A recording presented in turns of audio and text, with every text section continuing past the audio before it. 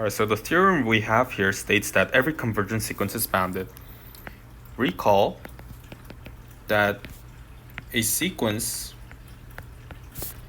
xn is bounded if there exists a number m greater than 0 such that the absolute value of the sequence of the terms is less than or equal to that m for all n in the natural numbers. So that every sequence of the term in that sequence is going to be less than or equal to some number m. Geometrically, each xn will be in the closed interval negative m to m. So that's the definition of a sequence being bounded. So we want to show that a convergent sequence is bounded by creating some kind of number that can bound all the terms of the sequence.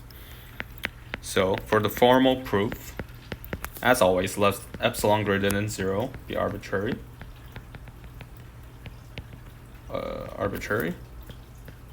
And let the sequence xn converge to some limit L. Then, actually, for this proof, we'll consider a particular epsilon naught, which is equal to 1. And it doesn't matter which epsilon you choose, but to show for the simplicity of the proof, we'll let epsilon naught equal to 0.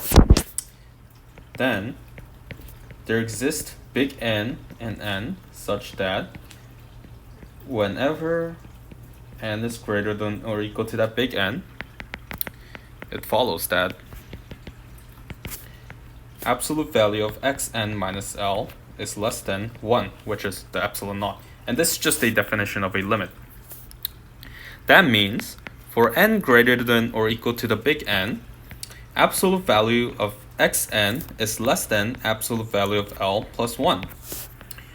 Alright, do you see where we're going?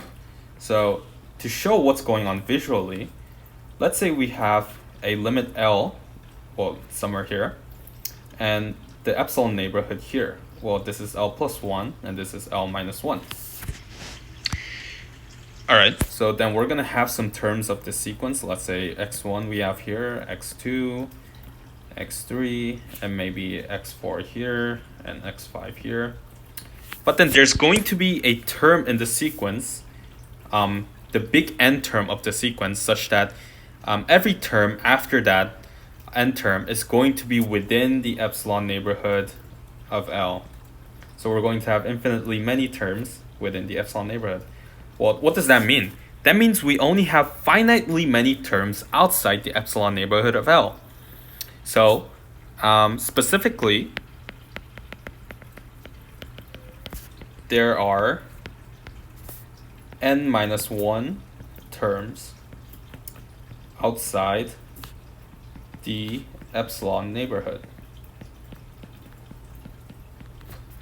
of L.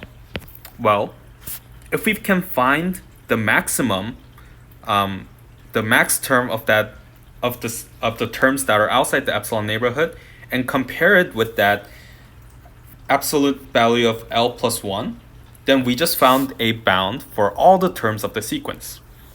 So let m equal to be the maximum of x1, x2, x3, and all the way up to x big N minus 1, and absolute value of L plus 1. Well, we can do this because there are only finitely many terms we can compare to get the maximum. Well, by this choice of n, m is going to be greater than or equal to absolute value of xn for all n and n. Hence, xn is bounded. That's it. That's the end of the proof. We just showed that any arbitrary sequence that converges is bounded by some number.